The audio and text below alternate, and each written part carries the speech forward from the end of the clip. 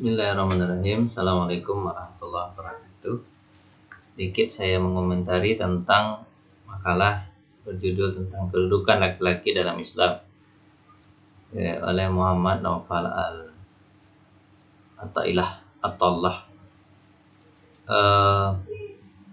Jadi kedudukan laki-laki dalam Islam itu sebenarnya kalau secara amalan sama. Secara amalan dia sama seperti ayat Al-Quran, man amila salihan min dzakarin aw untha wa huwa mu'min falyuhyiyannahu hayatan thayyibah. Siapa yang beramal saleh dari laki-laki perempuan, maka dia akan mendapat, kami berikan kehidupan yang baik. Secara amalan, laki-laki diwajibkan sholat, begitu juga perempuan. Laki-laki diwajibkan puasa, zakat, haji, begitu juga perempuan. Dulu pernah ada pertanyaan yang diungkapkan oleh Ummu Salamah, istri Nabi Shallallahu Alaihi Wasallam, tentang keberadaan perempuan. Beliau mengatakan bahwa, ya Rasulullah, kenapa di dalam Al-Quran hanya disebutkan laki-laki tapi tidak disebutkan perempuan? Karena itu Allah Subhanahu Wa Taala menurunkan ayat Al-Quran, "Shalihina was-shalihat wal-qanitina wal-qanitat, shaimina was-shaimat." Itu ayatnya, itu adalah perempuan yang soleh, laki-laki yang soleh. Kemudian perempuan yang puasa, laki-laki yang puasa, itu disebutkan semuanya.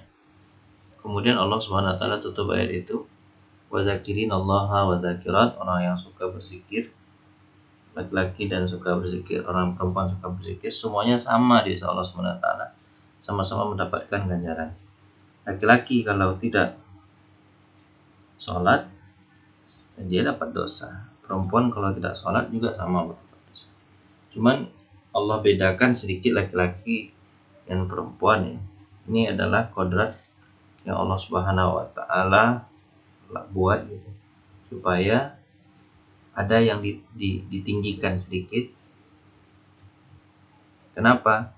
Karena kalau seandainya semuanya sama, maka perjalanan kehidupan dunia ini tidak bagus. Terus ada yang ditinggikan sedikit, yaitu laki-laki ini dari sisi jenis. Dari sisi ini saja kita bermasyarakat aja kan harus ada yang jadi ketua RT ya, untuk mengkoordinir aja. Laki-laki itu untuk mengkoordinir. Jadi Islam itu memang melebihkan laki-laki perempuan dari sisi mengkoordinir, melakukan fungsinya sebagai seorang laki-laki. Tapi mereka juga punya kewajiban, hak dan kewajiban. Laki-laki punya hak dan punya kewajiban, perempuan punya hak dan punya kewajiban. Satu sama lain itu saling melengkapi. Maka kalau seandainya kita bicara pada kewajiban suami, maka di sana ada hak suami dari sisi istri. Kalau kita bicara tentang kewajiban istri, maka di situ ada hak suami di dalamnya. Makanya misalnya seorang laki-laki itu kenapa dia dihormati? Kenapa dia dihormati? Di sini sudah dijelaskan, misalnya karena laki-laki itu dia adalah suami. Saya contoh di sini suami. Tapi dia dihormati karena apa? Karena dia bayar mahar. Dihormati kenapa? Karena dia memberi nafkah. Dihormati ya kenapa? Karena dia mempergauli istrinya dengan baik. Tapi kalau seandainya dia tidak mau beri mahar, habis itu dia tidak mau memberi nafkah, habis itu dia tidak mempergauli istrinya dengan baik, menampar segala macam, ini tidak pantas ya untuk dihormati. Harus dia berlaku adil kepada istrinya. Kalau istrinya lebih daripada satu, wajib memberikan makan kepada istrinya dan minum, pakaian. Wajib selalu memberikan pengertian. Tidak boleh membuka aib istri. Kalau dia langgar ini, maka suami itu hilang kesuamiannya. Dia tidak patut lagi untuk dihormati. Makanya sebenarnya kalau kita bicara tentang kewajiban, maka di situ ada hak. Jadi balance aja balance sebenarnya. Balance itu kalau suami melakukan kewajiban, maka dia harus dapat hak-haknya apa dari istri, dipatuhi. Terus misalnya kalau kita bicara sebaliknya tentang kewajiban istri, misalnya kewajiban istri. Istri punya kewajiban misalnya patuh taat pada suami. Di situ ada haknya. Apa haknya? Disebutkanlah hak-haknya semua. Jadi apa ya, laki-laki itu hanya kalau sekedar kita tahu, laki-laki dalam Islam itu hanya dalam tanda kutip bukan dalam masalah amal dia dilebihkan, tapi dia dilebihkan pada masalah tatanan kehidupan di dunia saja untuk penyeimbang agar ada yang ditinggikan sedikit. Tapi kalau seandainya sama semuanya, tidak ada yang ditinggikan, maka ini akan rusaklah kehidupan di dunia. Begitulah keinginan Allah Subhanahu wa taala. Itu saya komentari, mudah-mudahan ini tidak masuk dalam ranah feminisme, bahwasanya ini laki-laki dilebihkan daripada perempuan. Tidak, laki-laki dengan perempuan sama, laki dengan perempuan sama dari sisi amaliyah, dari sisi amalan kepada Allah Subhanahu wa taala.